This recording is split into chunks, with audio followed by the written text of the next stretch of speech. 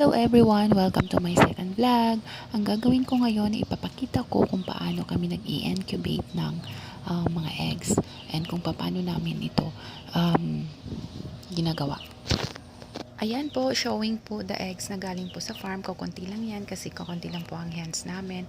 Prepare po siya para ibabalot sa bond paper mamaya at ilalagay dyan sa vegetable section po ng freezer.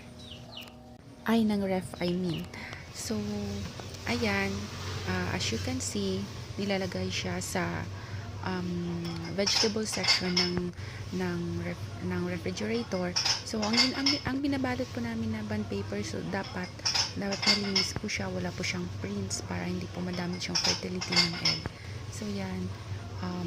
Yung mga eggs na yan is for 7 days lang po yan. Pag mas matagal po, hindi na po siya magiging fertile. Then, after that, before siya po isasalang sa incubator, nilalagay po muna siya sa tray.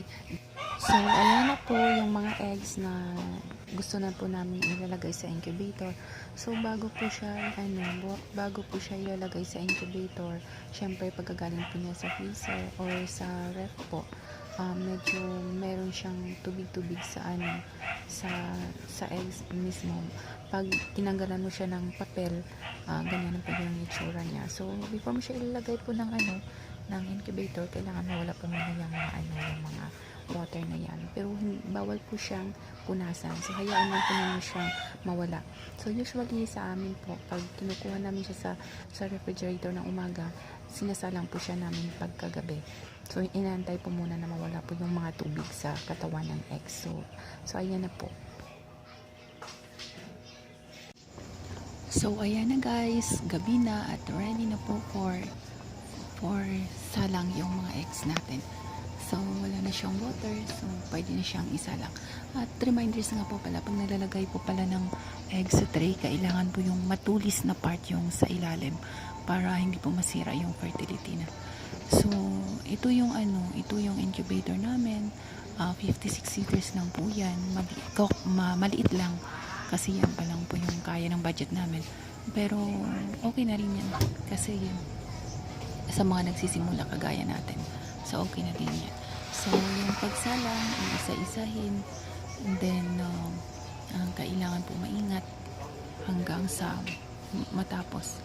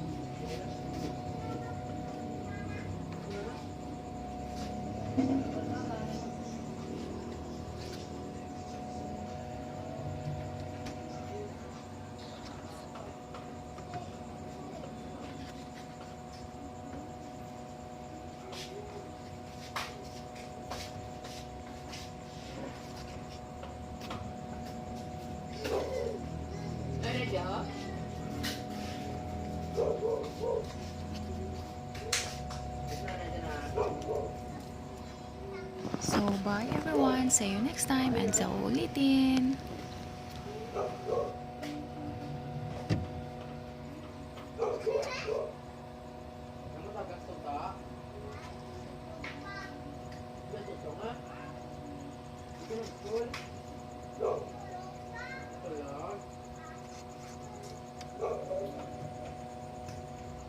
So, ayan na po.